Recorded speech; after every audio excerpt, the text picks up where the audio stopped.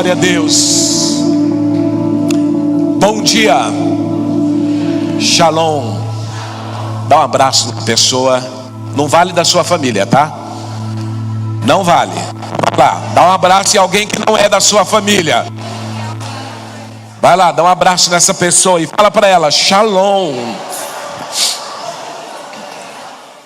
Glória a Deus.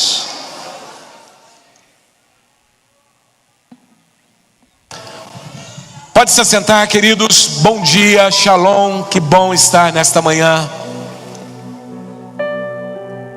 Creio que o Espírito Santo ele vai fazer coisas poderosas nesta manhã. Quantos tomam posse? Ontem tivemos um evento maravilhoso das mulheres. Esse lugar ficou entupido de mulher. Nunca vi tanta mulher assim. Foi uma bênção. Apanharam bastante. Elas apanharam aqui, depois elas ficaram bravas com os homens lá em cima. Saíram daqui meia tontas. Depois chegou lá em cima, faltou salgado. Aí elas cataram os homens, né? Apanha aqui, passa fome lá em cima e o negócio fica complicado, né? Mas parabéns às mulheres, parabéns por esse evento tão lindo. Eu sei que hoje pela manhã muitas mulheres não estão porque ficaram até tarde ontem. Mas foi um mover de Deus, foi algo sobrenatural. Que bom quando nós vemos um evento assim. Agora estão cobrando um evento dos homens, né? Vamos encher esse lugar de homens aqui. Hoje nós vamos orar pelos homens. Deus me deu um comando. Nós vamos desatar os homens. Você vai ter um marido novo na sua casa. Um homem cheio de Deus, cheio do Espírito Santo. Amém? Eu quero ministrar nesta manhã homens gerais, casados, solteiros, adolescentes, desde criança, desde hominho até homenzarrão. Todos serão cheios do Espírito Santo. Eu quero ministrar nesta manhã sobre o tema governando e servindo. Diga: governando e servindo. Diga mais forte: governando e servindo. Nós precisamos, queridos, ter uma mente para governar e um coração para servir. Eu creio que Deus está levantando uma geração, um povo, uma igreja que tem uma mente para governar, mas tem um coração para servir.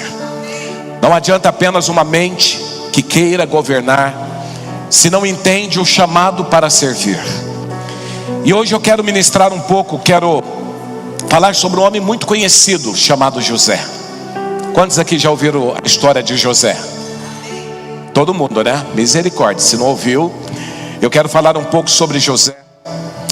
E José era um homem que teve uma mente para governar e um coração para servir. Quando nós olhamos, queridos, para José, eu posso te dizer que José era o homem emocionalmente mais resolvido que eu já conheci. Porque muitas vezes, queridos, nós não conseguimos crescer, não conseguimos desenvolver, não conseguimos viver as promessas de Deus, porque muitas vezes nós temos uma alma doente, nós temos um coração doente. Às vezes nós sabotamos aquilo que Deus tem para nós, porque nós olhamos e nós falamos, nós damos desculpas, nós nos ancoramos em algumas coisas que aconteceram da nossa história. E hoje eu quero mostrar para você, queridos, que José era um homem curado. E você vai entender o porquê José era um homem curado. Porém, o que eu quero é que você saia daqui hoje decidido a ter uma mente para governar e um coração para servir. Eu quero que você saia daqui nesta manhã hoje decidido a vencer todas as desculpas. Nós estamos orando por um grande avivamento. Vou falar de novo, nós estamos orando por um grande avivamento. E eu creio que nós viveremos o maior avivamento de toda a história. Mas para isso, queridos, nós precisamos ter uma mente para governar e um coração para servir. A Bíblia conta em Gênesis capítulo 37, verso 2, diz assim: esta é a história da família de Jacó. Quando José tinha 17 anos, quantos anos? Ele pastoreava os rebanhos com seus irmãos. Senhor, que nesta manhã essa palavra entre no nosso espírito, e que o Senhor nos ensine, Pai, a governar, ter uma mente para governar e ter um coração para servir. Que hoje, Pai, todas as desculpas caiam por terra, que hoje possamos viver, iniciar um novo tempo e termos um coração em Ti. Nós te clamamos nesta manhã, no nome de Jesus, amém. A grande verdade, queridos, quando nós olhamos para a história de José, José teve uma família totalmente disfuncional.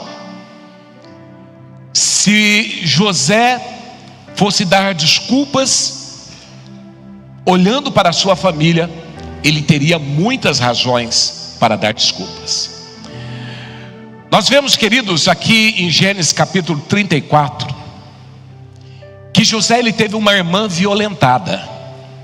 A irmã de José, quando estava em Siquém, ela foi violentada por alguns homens de Siquém. E a Bíblia diz que os irmãos de José, José era um dos filhos mais novos, dos irmãos mais novos. A Bíblia diz que os irmãos de José, eles foram até Siquém, e eles começaram a matar todos os homens que eles encontraram. Então daí você começa a imaginar um pouquinho a família de José. Eram homens violentos. Eles mataram homens de Siquém porque violentaram a sua irmã. A Bíblia mostra também que Jacó, pai de José, Jacó teve 4 mulheres. E simultaneamente Jacó teve filhos com as 4 mulheres. Daí você imagina, queridos, como que era a casa de José, como que era a família de José. José tinha aquele monte de irmãos, filhos de outra mulher, e José tinha 3 madrastas. E assim então José, ele foi crescendo. A Bíblia fala lá em Gênesis capítulo 35, que o irmão mais velho de José, chamado Rúben, ele teve caso com a sua madrasta, a Bilhá. Daí você vai imaginando, você está conseguindo montar um pouquinho o cenário da família de José? Então o irmão dele, o irmão mais velho, teve caso com a madrasta. No capítulo 35 também mostra que José, ele perde a sua mãe quando ela foi dar à luz a Benjamim. A mãe de José morre, e agora José se vê órfão de mãe, tendo que conviver com 3 madrastas dentro de casa. A Bíblia também mostra no capítulo 38 que Judá, um dos irmãos de José, engravidou Tamar, sua nora. Então a primeira pergunta que eu quero te fazer: a sua família é mais ou menos assim? A sua família já matou seus irmãos, mataram pessoas?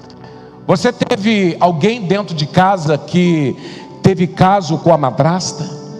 Você já teve, talvez, dentro de casa, um irmão que foi lá e engravida a sua nora?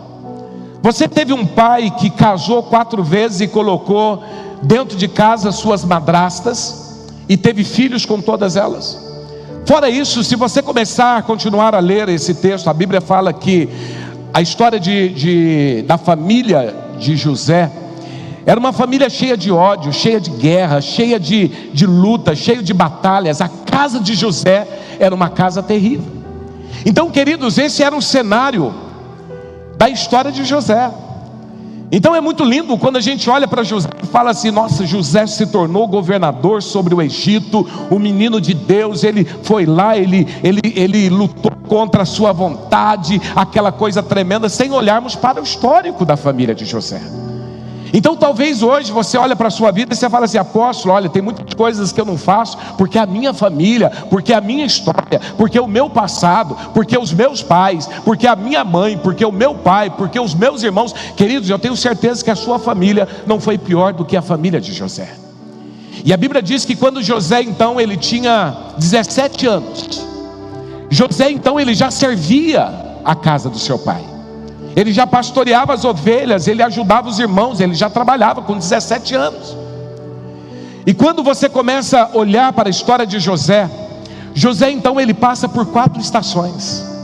A história, a vida de José se resume em 4 estações, porque as nossas vidas, a nossa vida, ela é feita por estações. Nós vivemos estações. Eu não sei qual é a estação que você está, mas quando eu olho para a história de José, eu vejo aqui José vivendo 4 estações, e hoje nós vamos entender sobre isso. Um menino que teve um passado terrível, uma família terrível, mas decidiu ser protagonista da sua própria história. Ele não deixou a vida te levar, ele simplesmente decidiu construir a sua própria história. E aqui então, quando nós olhamos para José, a Bíblia fala que José, ele viveu 110 anos. Então vamos fazer algumas contas. José então, ele tinha 17 anos quando começou o seu momento terrível. Então ele já vivia a tormenta dentro de casa, mas quando José tinha 17 anos, agora José, ele começa alguns ciclos diferentes da sua vida. E a Bíblia diz que José então, ele assumiu como governador do Egito com 30 anos. Então os ciclos da vida de José se resumiu, os ciclos ruins, resumiu em quantos anos? Faz as contas. Quantos anos? Ele começou com 17 anos a sua tormenta, e com 30 anos ele assumiu o reinado. Assumiu como governador. Isso quer dizer que 13 anos José passou por momentos ruins. José passou por algumas estações. Porém a Bíblia diz que ele morre com 110 anos. E eu quero que você comece a entender um pouco dessa história, porque aqui talvez você vai olhar para a sua própria história, e aqui você vai sair decidido a ter mudanças na sua vida. A primeira estação que eu olho para a vida de José é a estação da cisterna. Diga, a estação da cisterna. Olha o que diz aqui Gênesis 37, 18 e 20. Mas eles o viram de longe, e antes que chegasse planejaram matá-lo. Lá vem aquele sonhador, dizia uns aos outros: é agora, vamos matá-lo e jogá-lo num desses poços, e diremos que um animal selvagem o devorou. Veremos então o que será dos seus sonhos. Depois do verso 23 e 24, assim quando José chegou, os irmãos lhe arrancaram a linda túnica que ele estava usando, o agarraram e jogaram na cisterna vazia, ou seja, sem água. Primeira estação que José passa. José então enfrenta esta infância terrível, numa família totalmente disfuncional, irmãos malucos e violentos, convivendo dentro de casa com 3 madrastas, se tornando órfão de mãe logo cedo. Mas agora a Bíblia fala que com 17 anos de idade, ele vai até Siquém, e quando ele vai olhar os seus irmãos então planejaram matá-lo. E os seus irmãos então, antes mesmo de vendê-lo como escravo para os mercadores, os seus irmãos então pegam José, lança numa cisterna vazia. Primeira fase terrível que José está enfrentando é a estação da cisterna. É um momento, queridos, que José não tem saída, é um momento que José não tem para onde ir, é um momento que José agora está dentro de um buraco, sem água, imóvel, ele não tem o que fazer, simplesmente o que lhe resta é esperar. Eu imagino, querido José, ali dentro daquela cisterna, ouvindo seus irmãos, falando: olha, o que nós vamos fazer com esse menino? Vamos matá-lo? Vamos vendê-lo? E José lá simplesmente imóvel, José lá sem poder fazer nada. Então nós vemos, queridos, que todos nós passamos por uma estação chamada cisterna, porque a estação chamada cisterna representa um tempo de aflição, de solidão, de isolamento. Essa é a estação. A estação cisterna é a estação da paralisia, onde você não tem o que fazer, onde você está ali esperando que algo aconteça. E José estava vivendo simplesmente este momento. Talvez, meu irmão, você viveu um momento, uma estação na sua casa, na sua vida, onde você está simplesmente imóvel, você está simplesmente isolado, parado, paralisado. não tem mais o que fazer em relação ao casamento, não tem mais o que fazer em relação aos filhos, não tem mais o que fazer em relação às finanças, não tem mais o que fazer. E José estava vivendo esta estação, uma estação com 17 anos, um menino que estava dentro daquele buraco, simplesmente paralisado, simplesmente sem reação, simplesmente sem poder fazer nada. E talvez, meu irmão, você entrou aqui nesta manhã e a estação que você esteja seja a estação da paralisia. Você não sabe se você vai, se fica, se compra uma bicicleta, se casa. Você não sabe o que você faz, porque a sua vida parece que quanto mais você tenta fazer alguma coisa, as coisas pioram. É o momento que você para e você fica esperando em Deus. É o momento que você fala: Deus, é o Senhor que precisa me socorrer, é o Senhor que precisa me tirar deste lugar, é o Senhor que precisa fazer alguma coisa, porque eu não tenho mais forças. Esta é a estação da cisterna. É a estação onde nós estamos isolados, presos, sem visão, sem sonhos, sem nada, simplesmente paralisados. E a primeira estação que esse jovem chamado José passa é a estação chamada cisterna. A segunda estação que José passa é a estação chamada casa. A Bíblia fala aqui em Gênesis 39:2, o Senhor estava com José, por isso ele era bem sucedido em tudo aquilo que ele fazia no serviço da casa do seu senhor egípcio. Então agora José, na primeira estação, está paralisado. Seus irmãos estão lá pensando: o que nós vamos fazer com ele? Mas de repente seus irmãos decidem: olha, vamos fazer o seguinte, não vamos matá-lo não, nós vamos tirá-lo de dentro da cisterna e nós vamos vendê-lo para os mercadores. E simplesmente tiram José dali e vendem José como escravo. E José então agora vai para o Egito. E a Bíblia diz que José agora ele vai parar na casa de Potifar. E lá na casa de Potifar, José estava lá e José servia Potifar. A estação casa, queridos, é aquela estação que parece que as coisas melhoram, mas não melhora tanto. Porque José, ele vai para a casa de Potifar, e a Bíblia diz que na casa de Potifar, ali ele servia, ainda ele era escravo. Você já viu aquele momento que você agora você está vivendo uma estação na sua vida, onde parece que melhora e não melhora? Onde parece que as coisas vão bem, mas não vão. Essa é a estação que José agora estava vivendo. José agora está vivendo a estação onde ele servia na casa de Potifar. E é interessante, queridos, que a Bíblia diz que José, ele era tão abençoado que a casa de Potifar começou a ser abençoada. Você já viveu aquela estação que os outros são abençoados e você não? Porque a situação de José continuava o mesmo. Potifar estava prosperando, Potifar estava crescendo, Potifar estava sendo abençoado através da vida de José. Mas a Bíblia diz que a vida de José continuava o mesmo. José continuava servindo, José continuava como escravo.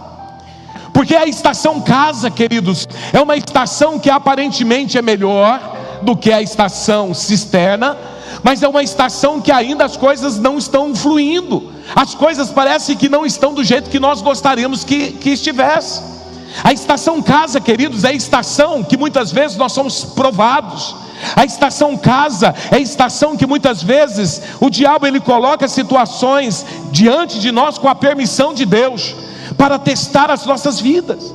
Porque é na casa de Potifar que a mulher de Potifar agora se levanta, tentando ter um caso com José. E a Bíblia mostra, queridos, que José, ele poderia ancorar no seu passado. José, ele podia ter um casinho com a mulher de Potifar, porque ficaria tudo certo. José poderia olhar e falar assim: olha, meu irmão, ele teve um caso com a madrasta. Meu outro irmão, ele engravidou a sua nora. Meu pai teve 4 mulheres. O que é ter um caso com a mulher do meu patrão? Mas a Bíblia diz que José não. Na estação casa, queridos, muitas vezes nós somos provados. Na estação casa, muitas vezes é um alinhamento onde Deus permite nós entrarmos nessa estação para ver o que está no nosso coração, para ver até que ponto nós somos firmes, até que ponto nós somos fiéis, até que ponto que aquilo que nós pregamos tanto nós estamos vivendo, aquilo que nós falamos tanto se tornou uma verdade em nossas vidas. José agora está vivendo essa segunda estação na sua vida, a estação casa. A estação onde parece que melhora, mas não melhora. A estação onde ele é provado, mas a estação que ele continua firme.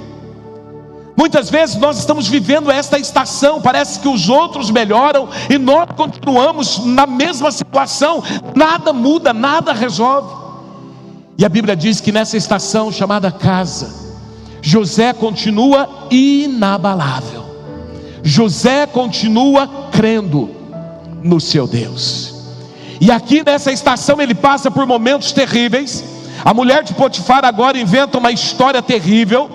Aqui então ele está sendo treinado por Deus. Ele está passando por situações simplesmente terríveis. Mas ele simplesmente continua firme. Ele continua crendo. Ele continua vivendo o projeto de Deus. Entenda uma coisa, nós precisamos aprender, queridos, que todo sim de Deus é uma bênção, que todo não de Deus é uma proteção, e que todo espera de Deus é uma preparação. Às vezes você está vivendo o sim de Deus, glória a Deus e aleluia, mas talvez você esteja vivendo o não. Talvez você quer viver algumas coisas, você quer crescer, você quer viver algumas situações, e Deus falando para você não.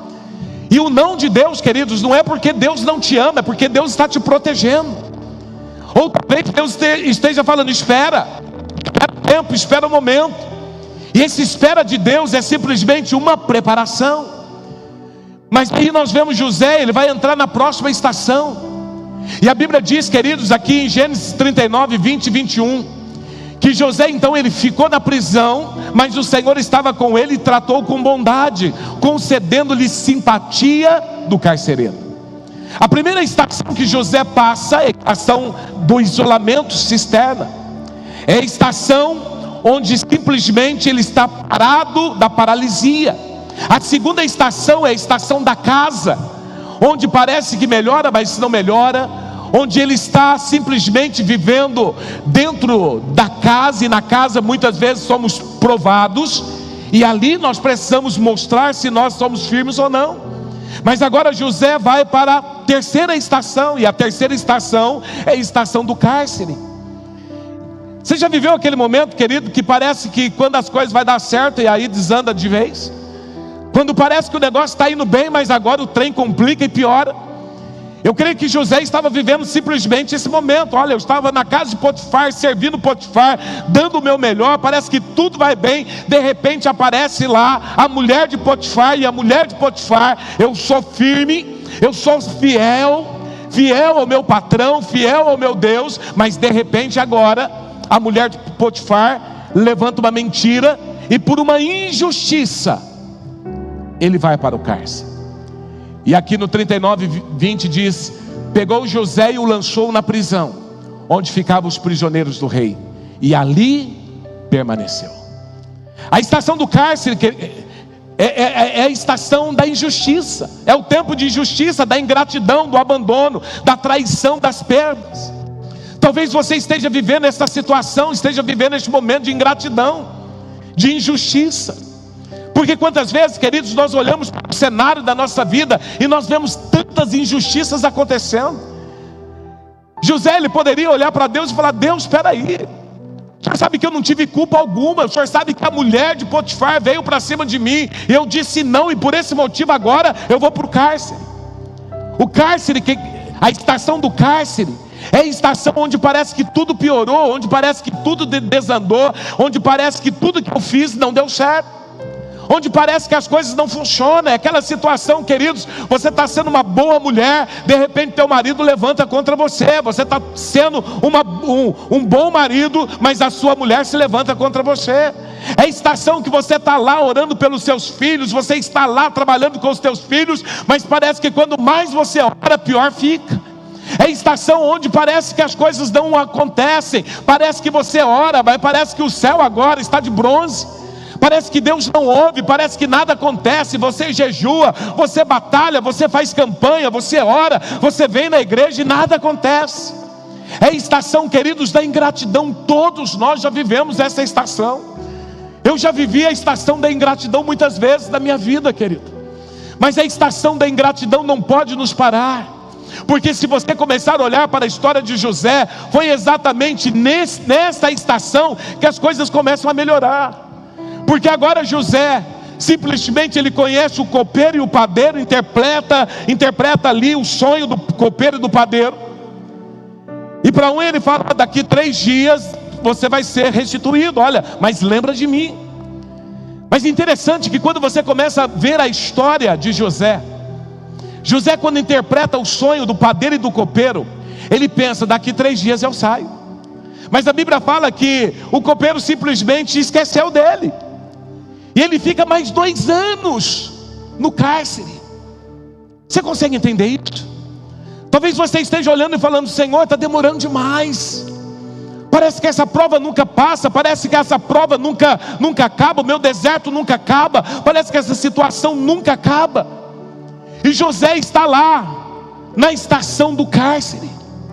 Queridos, todas essas estações, ele está sendo treinado, ele está sendo preparado. Deus está trabalhando o caráter deste homem, porque o que Deus tinha para ele era algo tremendo, era algo muito grande.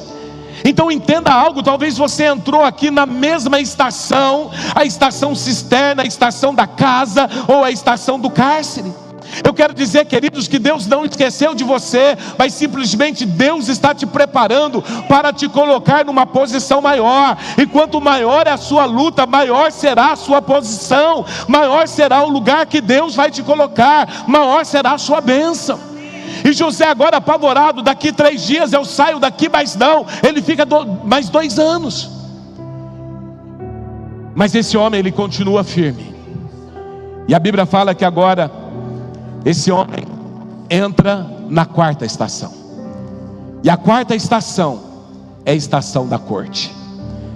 A Bíblia diz aqui no capítulo 41, verso 46: tinha José 30 anos. Quantos anos? Quantos anos? Ele foi para a cisterna com quantos anos? 17. E agora ele começa a servir na corte, na estação corte, com 30 anos. Isso quer dizer que 13 anos se passaram. 30 anos quando começou a servir na corte do faraó. O rei do Egito, depois de sair da presença do faraó, José foi inspecionar toda a terra do Egito. Agora ele entra na estação da corte. Passou pela estação da cisterna, passou pela estação da casa, passou pela a estação do cárcere, mas agora ele entra na estação da corte. E a Bíblia mostra, queridos, que quando ele entra nessa estação, é onde as coisas começam a acontecer. A grande verdade: José, ele foi preparado durante todos esses anos para estar nessa posição. Mas algo que nós precisamos entender, queridos, que o mais importante do que nós entendemos, que a vida é feita por estações. O grande segredo é nós aprendermos como reagir em cada estação. Diga: como reagir em cada estação. A estação da cisterna, da casa, do cárcere, vai continuar ou vai terminar dependendo da forma que você reage. John Maxwell, ele fala o seguinte: 10% é a respeito da sua vida, 90% é como você reage ao que acontece com você. Você consegue entender isso? Apóstolo, meu casamento está de perna para o ar. Isso é 10%. Agora a pergunta é: como você está reagindo diante dessa situação? Apóstolo, eu vou separar. Você não aprendeu. Estou vivendo uma crise financeira, vou me afastar de Deus. A crise financeira é o que acontece. Agora, se afastar de Deus é como você reage. Ah, meus filhos estão nas drogas. Estar nas drogas é o que está acontecendo na sua vida. Agora, como você vai reagir é o mais importante. Então nós precisamos começar a entender, queridos, que a forma que eu reajo diante de algumas situações é o que importa. O que importa, queridos, não é o que acontece. O que importa é como eu reajo ao que acontece comigo. Tem crente que na hora da provação, na hora do dia mal, desce do salto. roda baiano, desvia, briga com Deus, fica revoltado com Deus, fica de mal de Deus, se afasta da igreja, se afasta da comunhão com os amigos, simplesmente assim. E é interessante, queridos, que a abundância, na verdade, é um teste mais duro do que a escassez. Já viu aquela pessoa que quando está na escassez, ele ora todo dia, ele jejua, ele clama a Deus, aí começa a prosperar, e ele simplesmente não ora mais, não lê mais a palavra, e nem vem mais na igreja. É o cara que compra uma fazenda, e agora fala assim: pastor, sabe o que é? Os domingos agora eu tenho que ir para a fazenda, pastor. Não dá mais tempo. Deus prospera um pouquinho, e aí vira. Anda a vida toda de bicicleta. Comprou um carrinho velho, se desvia, se perde, se une com os amigos. Então 10% é o que acontece com você, 90% é como você reage. E se tem uma coisa, queridos, que nós jamais podemos fazer, é enganar Deus. Deus não é bobo. Deus sabe o que está lá dentro. Deus sabe o que pode nos dar. Deus sabe o momento de cessar as estações em nossas vidas. E agora então nós vemos que José, depois de todo esse tempo, José ele passa por essas tribulações, ele passa por tudo isso, mas agora ele chega na estação da corte. E depois de 20 anos, agora vem a fome, e os seus irmãos chegam. E aí vem o teste. Porque Deus preparou José durante todas aquelas estações para esse tempo, para esse momento. Porque agora ele estava governando sobre o Egito. Havia fome sobre a terra. E agora todas as cidades eles vinham até José pedir alimento.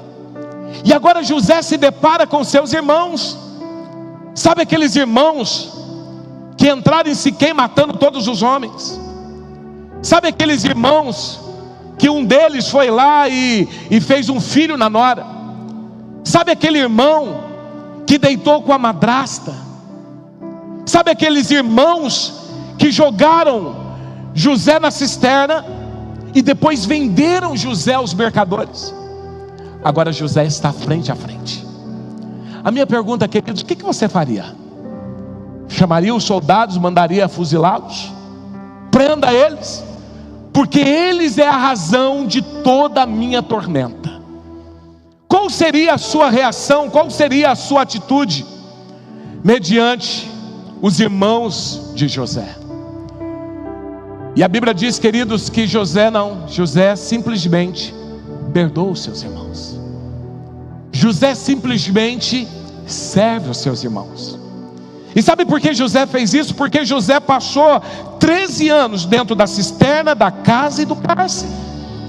Então a grande pergunta que eu faço é: o que a cisterna, o que a casa, o que o cárcere tem provocado dentro de nós? O que tem causado dentro de nós? Será que a cisterna, a casa e o cárcere fez de mim um cristão melhor? Fez de mim um cristão apaixonado por Jesus? Fez de mim uma pessoa que ama a família? Fez de mim alguém que luta pela família? Fez de mim um crente mais fervoroso? Fez de mim alguém mais fiel?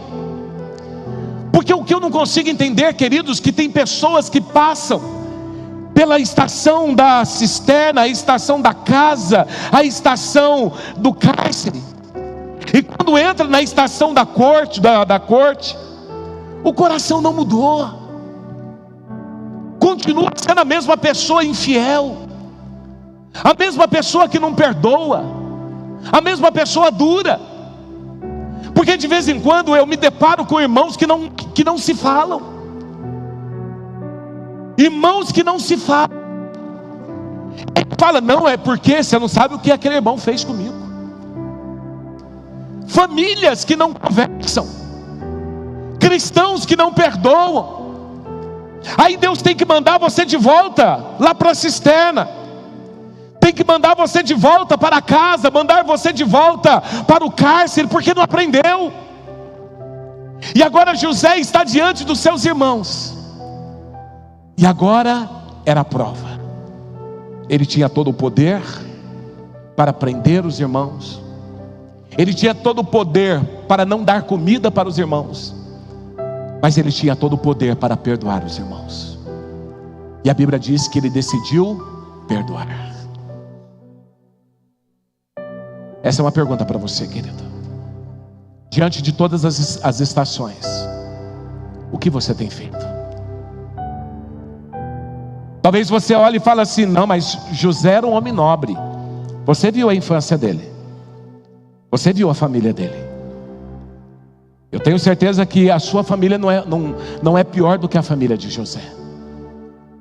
Você viu o que ele passou, mas assim mesmo José continuou firme. Assim mesmo ele decidiu perdoar. Deixa eu falar uma coisa. Tem muito crente aqui que não está prosperando, porque o coração está cheio de mágoa. Tem pessoas que você não conversa. Tem pessoas que um dia te feriu e você simplesmente riscou. Porém a palavra de Deus para você hoje é: enquanto isso não mudar, você não vai prosperar. Você vai continuar na estação da cisterna, da casa e do cárcere. Mas talvez você pergunte: mas como que José teve essa grandeza? A Bíblia fala que José tinha algumas certezas na vida dele. Quando você olha Hebreus 11, 22, fala assim: pela fé, que José, quando estava para morrer, pela fé. José então era um homem de fé, era um homem que tinha convicções, era um homem que tinha certezas. E aqui eu quero fechar com algumas certezas que José tinha e que fez toda a diferença na vida dele. A primeira certeza, José, ele tinha certeza que Deus está conosco em todas as estações. Vou falar de novo: Deus está conosco em todas as estações. Olha aqui, capítulo 39, verso 2 de Gênesis. O Senhor estava com José, por isso ele era bem sucedido em tudo que fazia, no serviço da casa do seu senhor egípcio. Então a primeira certeza que José tinha, que não importa a estação que eu estou, Deus está comigo. Não importa o momento que eu estou vivendo, Deus está comigo. E a Bíblia diz, queridos, que isso era tão real, que aqui no verso 3 e 4, olha só, Potifar percebeu que o Senhor estava com José, e lhe dava sucesso em tudo aquilo que fazia. Queridos, olha que coisa tremenda. Então José estava lá na cisterna, mas ele tinha convicção: Deus está comigo. José estava lá na casa, mas ele tinha convicção: Deus está comigo. José estava lá no cárcere, mas ele tinha convicção: Deus está comigo. O copeiro esqueceu dele, ele fica 2 anos preso, mas ele tinha convicção: Deus está comigo. A primeira certeza que fez de José esse homem firme era a certeza que Deus estava com ele. Deixa eu te falar uma coisa: Deus está contigo, meu irmão. Não importa a situação que você esteja vivendo, não importa qual é a estação, não importa se você está lá na cisterna, na casa, no cárcere, mas eu quero dizer, Deus está contigo em todas as situações. A Bíblia diz que José então, ele servia na casa de Potifar, e tudo ali dava certo, porque Deus estava com ele. Meu irmão, para com aquela coisa: não, Deus esqueceu de mim. Deus não esquece de você, meu irmão. Você pode estar passando no pior deserto da sua vida, Deus continua com você, Deus continua te amando, você continua fazendo parte dos planos de Deus. Deus está contigo. Meu irmão, para com essa loucura de achar que não, Deus não me ama, Deus não me quer. Não, Deus quer, Deus te ama. Ah, mas o filho está perdido, mas Deus está contigo. Eu estou passando situações financeiras difíceis, é uma estação que vai passar, mas Deus está contigo em todas as situações da sua vida. Abra a sua visão para entender isso. E José, ele tinha essa convicção. A Bíblia diz aqui em 2 Crônicas, capítulo 15, verso 2: o Senhor está com vocês quando vocês estão com Ele. Se o buscarem, Ele deixará que o encontrem, mas se o abandonarem, Ele os abandonará. Você consegue entender isso? Por que apóstolo, mas eu estou sentindo uma solidão terrível? Meu irmão, você está com Deus. O texto está dizendo que Deus está contigo em todos os momentos. Se você o buscar, ele será achado, mas se você o abandonar, você será abandonado. Momento de luta, momento de estações, nós precisamos se tornar um crente ainda mais fiel, mais fervoroso, um crente que busca mais a Deus. Hebreus 13:5 diz: Deus mesmo disse: nunca o deixarei, nunca o abandonarei. Apóstolo, vai estar difícil, a coisa está complicada. Deus está contigo, Deus não vai te deixar. Jó 22:21, sujeitar-se a Deus, fique em paz com Ele, e a prosperidade virá a vocês. Salmo 119:165, os que amam a tua lei desfrutam paz, e nada há os que façam tropeçar. Você consegue entender isso, meu irmão? Entenda, Deus está contigo. Apóstolo, mas a estação que eu estou passando é da cisterna. Deus está contigo. A estação é da casa, Deus está contigo. A estação que eu estou vivendo é a estação do cárcere, Deus está contigo. Deus está te treinando, Deus está te preparando, porque Deus vai te colocar em lugares maiores. Você só precisa estar firme. Meu irmão, não desista, não desanime, não retroceda. Deus está contigo. Segunda certeza que José tinha: fomos chamados para servir independente da estação. José, ele tinha uma mente para governar, mas ele tinha um coração para servir. Ele tinha uma convicção que ele foi chamado para servir, independente da situação, independente da estação. Olha só, queridos, olha que coisa tremenda. Gênesis 39:3-4, Potifar percebeu que o Senhor estava com José e lhe dava sucesso em tudo o que ele fazia. Satisfeito com isso, nomeou José seu assistente pessoal e o encarregou de toda a sua casa e de todos os seus bens. Então José aqui tinha uma convicção: eu estou aqui para servir, não importa a estação que eu esteja, eu tenho que servir. Então José, ele tinha esse coração, e Deus abençoava porque ele tinha um coração para servir. Então tem pessoas, queridos, que falam assim: olha, quando essa estação passar, eu vou servir. Esse é o teu erro, meu irmão. Nós servimos, aquele que tem um coração para servir, serve independente da estação que esteja. Deixa eu te falar de novo. Apóstolo, mas eu estou passando por uma tribulação. Quando passar a tribulação eu sirvo. Meu irmão, é porque você não tem um coração de servo. Porque o coração de servo, não importa onde você esteja, você serve. A Bíblia diz que José, então, ele estava lá no buraco, ele é tirado da cisterna, ele vai para a casa de Potifar, uma estação terrível, mas ele servia. E a casa de Potifar era abençoada. A Bíblia diz que quando ele chega lá no cárcere, ele servia. Irmãos, entenda uma coisa: nós fomos chamados para servir independente de qualquer estação. Para com essa mentalidade que quando tudo passar, eu vou servir. Não. Às vezes algumas coisas não acontecem em nossas vidas porque nós não temos coração de servo. Você precisa servir, e vou te dizer mais: servir começa em casa. Tem gente que fala assim: não, senhor, eu vou servir a Deus, olha, eu vou salvar Amazonas, eu vou fazer tantas coisas, eu vou ganhar as nações. Meu irmão, não ganha nem o vizinho, não serve nem a sua casa, não consegue colocar uma xícara de água numa planta e fala que é servo. Servir começa em casa. Servir começa lá em casa. Você, filho, sirva os seus pais. Papai, mamãe, o que precisa? Precisa lavar a louça, precisa limpar a casa, eu estou aqui. O servir começa em casa, né, Júlia? A Júlia, de vez em quando, ela vem da escola, eu estou lá, ela cheia de prova, ela: deixa eu ver se a Rose veio. A Rose não veio, vou ter que lavar o banheiro. Legal, muito bom. Fico com dozinha, mas é bom aprender a fazer isso. É servir.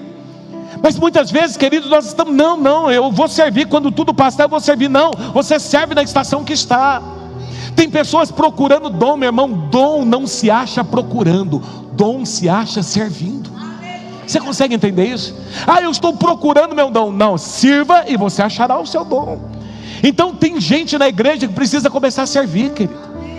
Tem gente dentro de casa que precisa servir. Marido, sirva mais a sua esposa. Eu faço isso. Eu chego todo domingo, acabo de pregar aqui, chego em casa, o que eu vou fazer, amor? Lavo louça. E ela pede? Você pede? Não. O que eu fiz ontem? Lavei a louça. Opa, isso vai me fazer menos homem? O que eu faço quando eu chego em casa no domingo? Meu churrasco de airfry. Claro, churrasco de airfry.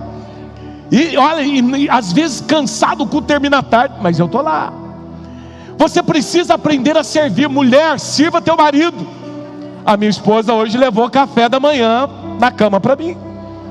Sério? Depois eu tomei todo o café, ela chegou com a bandeja dela. Eu falei, calma que eu vou fazer o teu café. E fui lá, fiz o café dela. Então a gente precisa começar a servir mais um ao outro.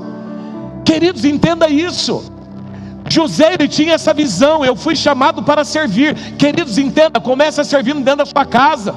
Seja uma pessoa que sirva mais, seja mais útil, seja uma pessoa bênção dentro de casa. Marido, para de cobrar. É muito fácil falar, não, porque a roupa não está lavada, porque a casa está suja. Vai lá e faz. Você tem braço, você tem perna, meu irmão. Para com esse negócio de ficar achando que é a mulher que tem que fazer, que é a mulher que tem que fazer. Faz você. Para de ser esse... As mulheres gostaram, calma que vai chegar a vez de vocês, tá? Então para com essa visão que só a mulher tem que fazer. Para de cobrar, achar que você é um machão, e o machão tem que receber tudo nas mãos. Não, você será servido pelo tanto que você serve. A mesma coisa, a mulher, sirva o seu marido com prazer, não com tristeza. Você vê que uma das linguagens de amor é ações de serviço. Então se a linguagem do seu cônjuge, faça. Sirva os seus filhos, sirva os seus pais, sirvam. Mas também sirvam dentro da igreja, meu irmão.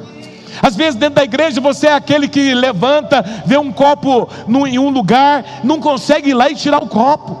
Não consegue ver, está precisando de alguém lá na multimídia, eu vou lá ajudar. Está precisando de alguém para servir em algum lugar, limpar a igreja, eu estou aqui para isso. Eu me lembro, queridos, que antigamente a igreja era mais fácil, porque as pessoas faziam por amor. Hoje não, você tem que pagar. Hoje você quer limpar a igreja, você tem que pagar. Se não pagar, a igreja fica suja. Mas nós precisamos mudar esta visão, servir.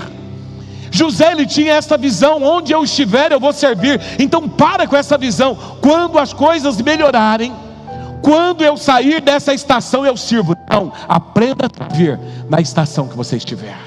É a estação da cisterna, sirva. É a estação da casa, sirva. É a estação do cárcere, sirva. Porque aí Deus vai te colocar nessa estação da corte, onde você será abençoado. Então ele tinha essa convicção que ele precisava servir. Ele tinha essa visão, ele entendia isso. Então entenda uma coisa, o cristão, ele não é reconhecido pela sua prosperidade, mas ele é reconhecido pela sua generosidade. Ele é reconhecido pelo tanto que ele serve. Como é gostoso quando na igreja a gente vê pessoas se dispondo. Apóstolo, você está precisando do quê? Está precisando de alguém lá na multimídia? Eu estou aqui, me usa. Está precisando de alguém para fazer tal coisa? Me usa. Vaguinho, esse menino é um servo, tadinho. A gente liga para ele, Vaguinho, precisa arrumar as cadeiras, olha o Vaguinho. Vaguinho, precisa das barracas, olha o Vaguinho. Vaguinho, tem uma bagunça lá no fundo, olha o Vaguinho. É coração de servo. Oi? Como é que é? Aí, ó, tá vendo? Aí, ontem lá faltou comida, quem que era culpado? Vaguinho. Tudo é o Vaguinho. Então, mulheres, vocês que não comeram ontem, procurem o Vaguinho, tá bom? O Vaguinho quase foi lixado ontem. Mas queridos, entenda, é um servo, é um coração de servo. Entenda uma coisa, queridos, quando nós temos um coração de servo, Deus nos usa. E o Vaguinho, ele tem tanto um coração de servo, que logo ele vai ser pastor aqui, porque tem um coração de servo. Pode aplaudir o Senhor, ele e a Priscila. Ou melhor, já vou anunciar de antemão, vocês serão consagrados em junho. Serão consagrados em junho. Próximo mês. Porque junho é um mês muito importante, é o mês do meu aniversário, gente. Mas serão consagrados, sabe por quê? Porque tem coração de servo. Nós não precisamos de gente que vem para mandar, mas nós precisamos de quem vem para servir. Queridos, o maior servo somos nós. Tem outras pessoas que também serão consagradas, viu? Calma que é surpresa. Nós precisamos de gente que tem coração de servo. Quando se tem um coração de servo, queridos, Deus honra. Quem é uma pessoa que para mim é tremendo? Claudinei. Claudinei, ele sai daqui domingo, dá um pouquinho, eu tenho uma foto lá, ele orando por alguém no hospital. Falei, gente, precisa de alguém fazer visita? Quem? Claudinei. morreu a avó do Diogo, por isso que ele não esteve tocando aqui. E aí nós estamos em 2 cultos, para nós é complicado. Quem que vai fazer o culto hoje, o culto fúnebre? Claudinei. Cheguei para ele: Claudinei, você faz o culto fúnebre? Claro, apóstolo. Também será consagrado junto com a Adriana em junho. Eles também não sabem, tá? Eu estou falando aqui de púlpito. Serão consagrados em junho, porque é servo. Queridos, quem serve entende o chamado de Deus. E José, ele servia. José, ele entendeu que ele foi chamado por Deus para servir. Terceira certeza: Deus é especialista em transformar caos em bênção. Ele tinha essa certeza. Você está vivendo um caos? Deus é especialista em transformar caos em bênção. Olha que coisa tremenda quando você começa a olhar esse texto. Olha o que José, ele fala para os seus irmãos, aqui no capítulo 47, versos 5 a 8. Então José, ele foi vendido como escravo pelos seus irmãos, e agora ele chega, passa por todas aquelas estações, chega na estação da corte, tá? E ali agora ele começa a reinar, e agora vem o teste. Agora os seus irmãos estão diante dele, e diante dele agora ele pode puni-los ou ele pode perdoá-los. Mas o que esse homem fala? Agora ele falando para os seus irmãos: não se aflijam, nem se recriminem por terem me vendido para cá, pois foi para salvar vidas que Deus me enviou adiante de vocês. Olha que coração. Ele poderia ter falado: mas vocês me jogaram naquela cisterna, eu vivi 13 anos naquela vida terrível, vivendo estações terríveis. Mas não, Deus transformou o caos em bênção, pois foi para salvar vidas que Deus me enviou adiante de vocês. Já houve 2 anos de fome na terra, e nos próximos 5 anos não haverá cultivo e nem colheita. Olha só, mas Deus me enviou à frente de vocês para lhes preservar um remanescente nessa terra, e para salvar-lhes as vidas com grande livramento. Assim não foram vocês que me mandaram para cá, mas foi o próprio Deus. Queridos, tem situações que a gente olha e fala assim: não, porque fizeram. Não, o próprio Deus, ele tinha convicção disso. Ele me tornou ministro de Faraó, e me fez administrador de todo o palácio e governador de todo o Egito. Ele entendeu: olha, sabe, tudo isso que eu vivi é plano de Deus. Deus me enviou na frente de vocês. Deus fez com que tudo isso acontecesse para que hoje eu pudesse servi-los, para que hoje vocês não passassem fome. Queridos, abra a sua visão. Tem situações que Deus permite, porque você está vendo aqui, mas Deus está vendo lá na frente. Deus sabe o que vai acontecer, e Deus está falando para José: olha, eu mandei você permitir tudo isso, porque eu tenho planos, porque eu tenho projetos. Parecia o grande mal, mas Deus transformou isso em bênção. E agora então José olha para os seus irmãos e fala: vai lá na casa do nosso pai, traga todo mundo para cá, porque eu vou cuidar de todos vocês. Talvez, meu irmão, aqui você olhe e fala assim: não, mas José fez isso por causa do pai dele. Ele manda trazer todo mundo. O pai aqui estava vivo. Mas olha aqui, queridos, quando você vai para o capítulo 50, aqui o pai já tinha morrido. Então agora o pai morreu. Os irmãos de José poderiam ter falado: olha, José ele estava bonzinho com a gente, porque o pai estava vivo. Agora o pai morreu, e agora? E olha o que José está falando aqui em Gênesis 50, 20: vocês planejaram mal contra mim, mas Deus tornou em bem, para que hoje fosse preservada a vida de muitos. O pai já tinha morrido. O negócio aqui não era o pai, não. O negócio aqui, porque o homem tinha um coração perdoador, é porque o menino, ele foi tratado por Deus, porque o menino tinha convicção que Deus transformava caos em bênção. Ele tinha essa convicção, ele tinha essa certeza. Meu irmão, entenda uma coisa: eu não sei o caos que você está vivendo, mas eu quero profetizar hoje: Deus vai transformar esse caos em bênção. Deus vai transformar a sua vida. Essa estação vai cessar, a sua vida vai, aquilo que está acontecendo vai passar. Deus vai mudar a sua história. Quantos creem nisso? Diga aleluia, aplaudam o Senhor. Eu não sei o que está acontecendo. Ministério de Louvor, por favor, vem aqui à frente. E por último, ele tinha uma última certeza: Deus sempre surpreende com o melhor. Essa é uma palavra de conhecimento para você. Deus vai te surpreender com o melhor. Receba essa palavra. Tem pessoas aqui passando por um caos terrível, mas hoje Deus manda te dizer: eu vou transformar esse caos em bênção. Deus tem o melhor para você. Olha o que ele fala aqui no verso 45, 20. Agora Faraó falando para José: não se preocupem com seus pertences, pois o melhor da terra, o melhor de toda a terra do Egito será de vocês. Sabe quem que é esse homem? Era aquele homem que estava na cisterna. Era aquele homem que estava lá na casa de Potifar como escravo. É aquele homem que foi injustiçado e foi jogado lá naquele cárcere. É aquele homem que tem um histórico familiar terrível, e uma família disfuncional, algo terrível. Agora, porque o coração dele foi fiel, Deus coloca ele na posição de honra. E agora o faraó olha para ele e fala assim: olha, José, não fique tranquilo, você tem o melhor dessa terra.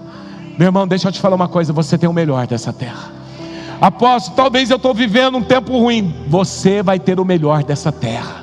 A única coisa que você precisa fazer é resistir. Você precisa estar firmado. Você não pode descer, você não pode sair do seu lugar. Você tem que perdoar, você tem que viver o que Deus tem para a sua vida. Deus tem o melhor para a sua vida, meu irmão. 46 verso 6 diz: eu sou Deus, o Deus do seu pai, disse ele. Não tenha medo de descer ao Egito, porque lá farei de você uma grande nação. Uma grande nação. Eu quero que você hoje abra a sua visão.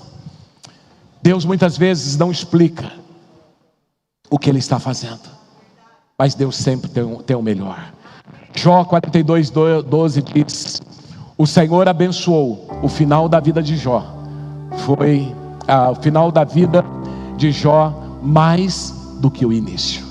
Deixa eu te falar uma coisa: o final é melhor do que o começo. Deixa eu te falar de novo: o final será melhor do que o começo. A Bíblia diz que Deus abençoou Jó, e a vida de Jó, o final da vida de Jó, foi melhor do que o começo. E eu quero dizer, meu irmão, que esta palavra é para você hoje. A grande verdade é que esse homem, ele viveu 17 anos na casa do pai, 13 anos nas estações, mais 80 anos governando no Egito. Sabe qual foi o tempo de sofrimento do homem? 13 anos. Mas sabe quantos anos foi a colheita dele? 80 anos, porque ele morre com 110 anos. E agora esse homem começa a reinar com 30 anos. E aqui, por ele ter essas certezas, Deus está conosco em todas as situações. Fomos chamados para servir independente da estação. Deus é especialista em transformar caos em bênção. Deus sempre nos surpreende com o melhor. Por tudo isso, esse homem durante 80 anos, ele come o melhor, ele vive o melhor. Deixa eu te falar uma coisa, meu irmão. Tem pessoas aqui hoje vivendo a estação da cisterna. Tem pessoas aqui vivendo a estação da casa. Tem pessoas vivendo a estação do cárcere. E tem pessoas que entraram na estação da corte. Todas as estações, Deus está desenhando, Deus está cuidando, Deus está planejando, Deus está falando. Isso não impede o que Deus quer fazer. A sua convicção e a sua certeza não pode mudar. A sua convicção daquilo que Deus é e do que Deus quer fazer não pode mudar. Seja um povo forte. Deus quer levantar aqui homens e mulheres que têm a certeza que aquilo que você está vivendo, Deus está contigo. Deus quer que você viva esta visão, que você entenda que 10% é o que acontece contigo, mas 90% é como você reage nessa situação. Então, meu irmão, talvez hoje você precisa sair daqui e falar: não, eu preciso de uma mudança de vida, eu preciso de um conserto, eu preciso mudar, eu preciso fazer algo que vai fazer com que Deus olhe para mim e Deus tenha prazer na minha vida. todos os dias, a minha oração, eu quero ter graça, eu quero ter graça do Senhor. Eu quero que o Senhor olhe para mim, que o Senhor se agrade da minha vida.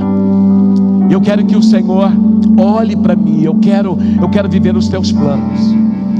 Eu não sei, meu irmão, como você entrou aqui, mas eu quero dizer algo. Nós vamos viver o maior avivamento de todo o tempo. Deixa eu falar de novo. Nós vamos viver o maior avivamento de todo o tempo. Vou falar de novo. Nós vamos viver o maior avivamento de toda a história. Você entende isso?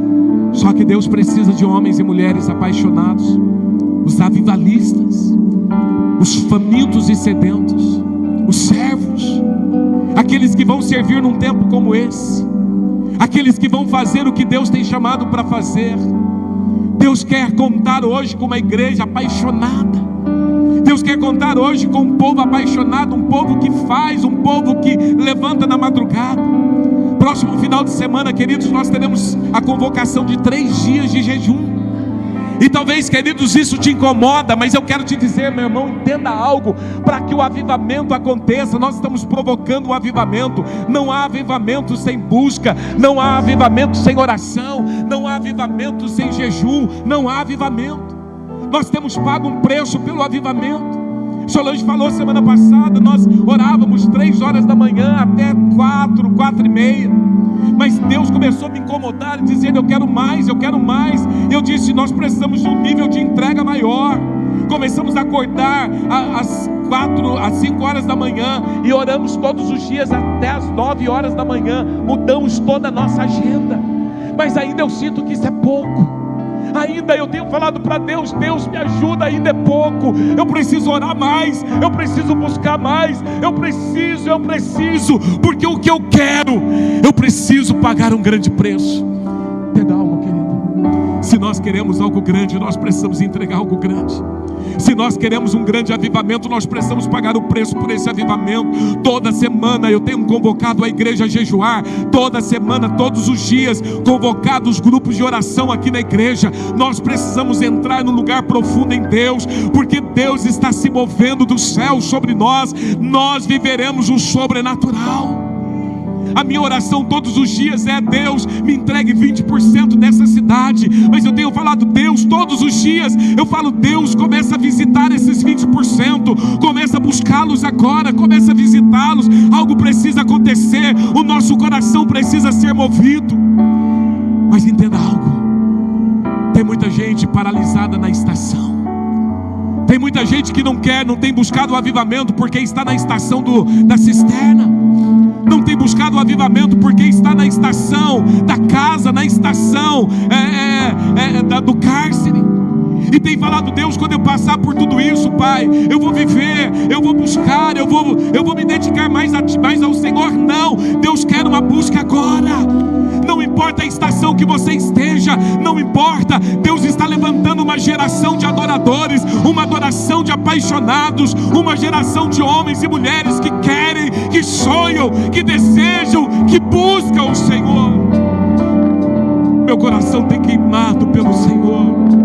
Eu tenho desejado o Senhor todos os dias. Todos os dias eu tenho orado: Deus, me entregue essa cidade.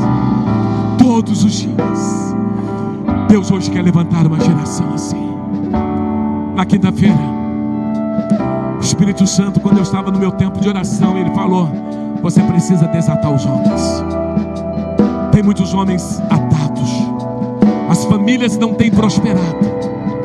Os lares não têm passado por transformação, porque os homens estão acomodados.